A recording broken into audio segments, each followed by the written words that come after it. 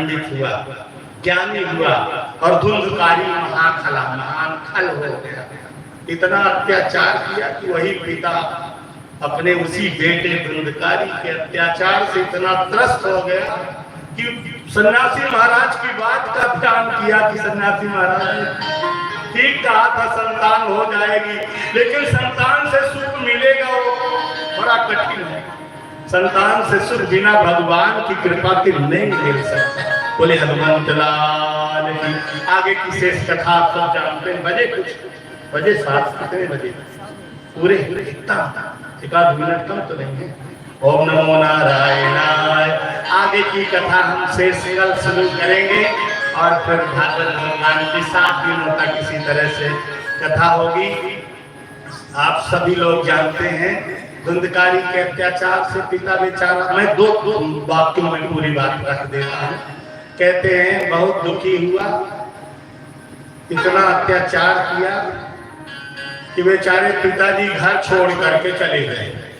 जाने लगे तो दो गाय का पुत्र दोकर्ण जी आ गए। बोले पिताजी आप घर छोड़ के जा रहे हो, भजन करने जा रहे हो, तो आप फिर घर छोड़ रहे हो तो वहां जाकर भजन करना। कभी कभी पुत्र को भी ये कहना पड़ता है। सोचिए पुत्र कैसा उपदेश कर रहा है कि पिताजी घर छोड़ के जा रहे हो तो आजकल के साधु महात्माओं की तरह मत करना कि घर छोड़ के गए आश्रम में और आश्रम में पहुंचने के बाद भी माला वाला सब रख दिया। घर में थे तो कुछ माला जपते ही, आश्रम पहुंचते माला रख दिया, लग गया ईंटा गाना जोड़ने में। बोले हनुमंत लाल की। वहां भी जाके आदमी आश्रम बनाया, बड़ा आश्रम बन गया। यात्री आने लगे तो उनके प्रसाद की व्यवस्था करता, माला कब जपता है। बोले हनुमंत लाल की।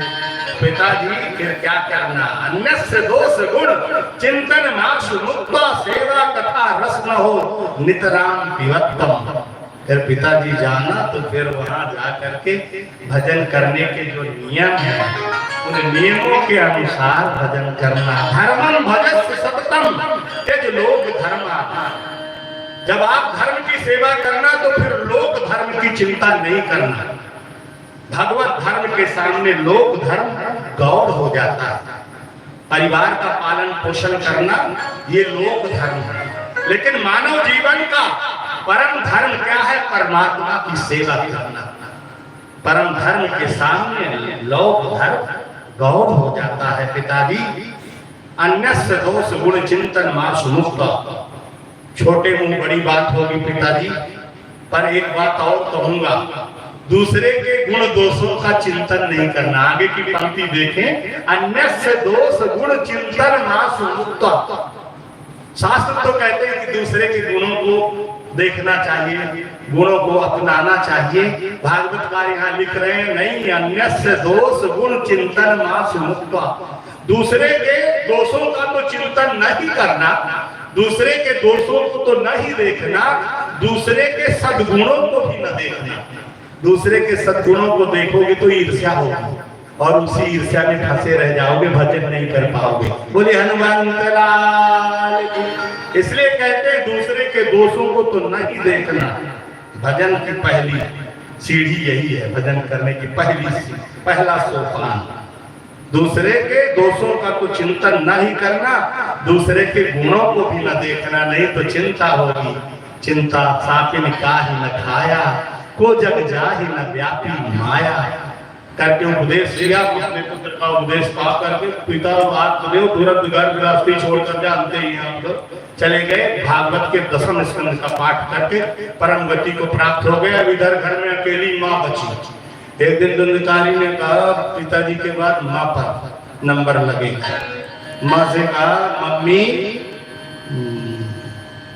माँ थोड़ी कहा होगा, मम्मी ने कहा होगा, परंपरा क्या होगी। मम्मी जो पैसे गाड़ करके रखी हो ना, निकाल करके दो, नहीं तो तुम्हारी फिर खैर नहीं। बोली हनुमंत लाल की। ऐसी बात सुन करके बेचारी माँ, भागवतकार यहाँ लिखते हैं, कूपे पाता, कुएं में गिर करके 3 साल धन बेचारी परम लोक को चली गई। अब परम स्वतंत्र हो गया। भाई गोकर्ण थे, गोकर्ण तीर्थ यात्रा में चले गए। माँ बेचारी भगवान के धाम में चली गई। पिताजी